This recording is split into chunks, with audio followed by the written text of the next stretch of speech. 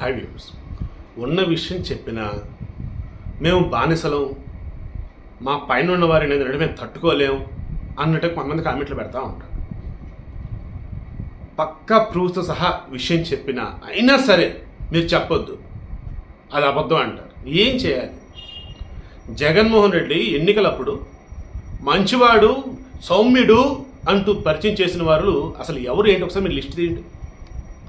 ఇదేంట్రా బాబు, వీళ్ళ బ్యాక్గ్రౌండ్ ఎంత వరస్ట్గా ఉంటే వీళ్ళకి మంచోడు అని చెప్తాడేంటి, వీళ్ళ మీద కేసులు ఉంటే ఎట్లా అంటాడేంటి, వాళ్ళు చేసిన దారుణాలు భయంకరంగా ఉంటే ఎట్లా అంటాడేంటి అని మీకు ఇప్పటికీ అనుమానం రాకుండా ఉంటే ఇప్పుడు మీకు క్లారిటీ వచ్చింది. ఆమె గుట్టా రేణుక 100 కోట్లు వేస్తుంటే ఆమె పేద మనిషి అని చెప్పినప్పుడు గొప్పవాడు మన జగన్మోహన్ రెడ్డి, నమ్మేశారు జనాలు కూడా. పిన్నెల్లి రామకృష్ణారెడ్డి మంచివాడు, నాకు స్నేహితుడు, ఈసారి గెలిపించండి, చాలా ఉన్నత స్థానానికి నేను తీసుకెళ్తానని చెప్పేసి అంటే జనాలు మరి ఓట్లు మన ఎంతమంది వేసినట్టు 4వ తారీఖు తెలియదు. ఇప్పుడేం తెలియంది? ఈ మనిషి ఏకంగా ఈ పాల్వాయి గేట్ అని చెప్పేసి రెంటచింతల దగ్గర ఉన్నటువంటి ఒక గ్రామం, పోలింగ్ బూత్ నెంబర్ 202, అక్కడ టీడీపీకి సంబంధించి మద్దతుదారులు ఎక్కువ ఉంటారట. అక్కడ ఓట్లు కనుక ఎక్కువ పెడితే తనకి ఎక్కడ ఇబ్బంది అయితే ఉంటాను అనుకొని ఏకంగా పోలింగ్ స్టేషన్లోకి వెళ్ళి మరి ఈవీఎంలు పగలగొట్టి అక్కడున్న వాళ్ళు భయభ్రాంతులకు గురి చేసి బయటకు వచ్చారు.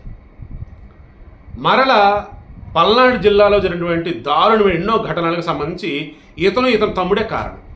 బట్ పోలీసులు నిన్నటి వరకు ఆయన మీద ఎఫ్ఐఆర్ ఫైల్ చేయాలి. అదేమంటే గుర్తు తెలియని వ్యక్తులు ఈ పాల్వాయి రోడ్లో ఉన్నటువంటి పాల్వాయి గేట్ పోలింగ్ స్టేషన్లోకి వెళ్ళి అది పగలగొట్టారు. ఏం గుర్తు తెలియని వ్యక్తులు రా బాబు, వీడియో బయటకు వస్తే ఆ వీడియో చూస్తే వచ్చింది ఎమ్మెల్యే రెస్పెక్ట్ ఇచ్చారు, ఆయన ఈవీఎం పగలగొడుతుంటే చూస్తూనే ఉన్నారు. Namburi Seshagiri Rao TDP polling agent వచ్చేసి అడ్డుకోకపోతే ఆయన కొట్టారు. అది చూసినటువంటి అక్కడ పోలింగ్ సిబ్బంది భయపడి పక్కకి వెళ్ళిపోయారు. ఇతను మరలా వార్నింగ్ ఇస్తూ బయటికి వెళ్ళిపోయాడు.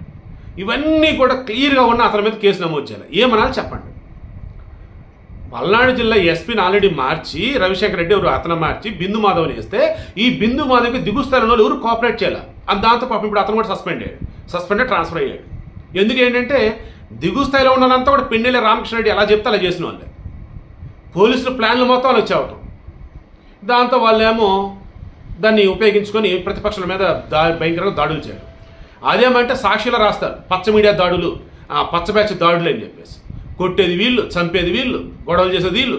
అయినా సరే అంతేగా మన తెనాల్లో చెప్పాం కదా బాబు, ఎమ్మెల్యే కొడితే ఓటర్ దౌర్జన్యం అని చెప్పేసిన వాళ్ళు ఈ గొప్ప వాళ్ళు వీళ్ళు. సో వీడియో చిన్న కన్క్లూజన్ ఇస్తున్నాను చూడండి.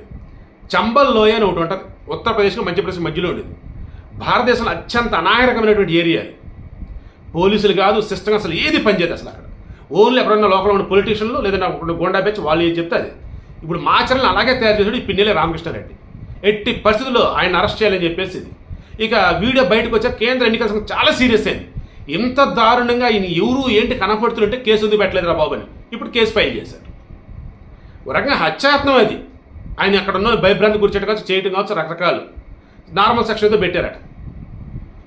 ఇప్పుడు ఇతని మీద కనుక ప్రాపర్ వేలో కనుక యాక్షన్ కనుక తీసుకుంటే మినిమం 5 సంవత్సరాల పైబడి శిక్ష పడింది. ఎందుకంటే ఈవీఎం పేటలు పగలగొట్టాడు ఎమ్మెల్యేగా ఉండి, అది కూడా పోలింగ్ స్టేషన్లోకి వెళ్ళి మినిమం 5 సంవత్సరాల పైన పడింది.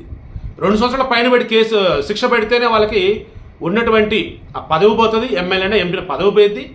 అండ్ ఆ తర్వాత 6 సంవత్సరాల పాటు మరలా ఎన్నికల్లో పోటీ చేయకూడదు. ఇలా చూసుకుంటూ ఉన్నప్పుడు ఓ రకంగా ఈయన రాజకీయ జీవితం ఎండ్ అయిపోయినట్టే లెక్క.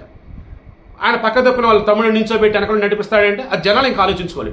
ఇటువంటి వాళ్ళకి ఓట్లు వేస్తారా మీరు? ఇటువంటి వాళ్ళు వైసీపీలో కోకొల్లలు. నేను అందుకే చెప్పేది, రేపు రిజల్ట్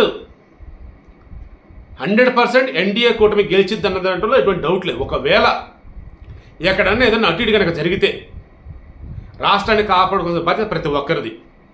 ఈవెన్ ఎన్డీఏ అధికారంలోకి వచ్చినా కానీ, చంద్రబాబు నాయుడు ముఖ్యమంత్రి అయినా కానీ, అప్పుడు కూడా వైసీపీ ట్రాప్లో ఎవరు పడకుండా ప్రశాంతంగా మీ పని మీరు చేసుకుంటూ ప్రభుత్వంలో ఎవరు అధికారంలో ఉన్నా సరే చక్కగా ఉంటే ఓకే. ఇఫ్ నాట్ నిలదీద్దాం, అందరం కలిసి రాష్ట్రాన్ని కాపాడుకుందాం.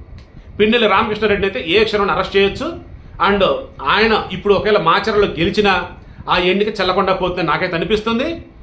అండ్ ఓడాడు అనుకుంటే ఇక ఆ తర్వాత ఆయన రాజకీయ జీవితం అనేది ఎండ్ అయినట్టే అన్నట్టుగా నాకైతే ఇప్పుడు జరిగినటువంటి ఘటనలు బట్టి, ఆయన ఎఫ్ఐఆర్ ఆయన మీద మెన్షన్ చేసిన దాన్ని బట్టి, అండ్ ఆ వీడియో ఏదైతే బయటకు వచ్చిందో దాన్ని బట్టి నాకైతే అర్థమవుతా ఉంది.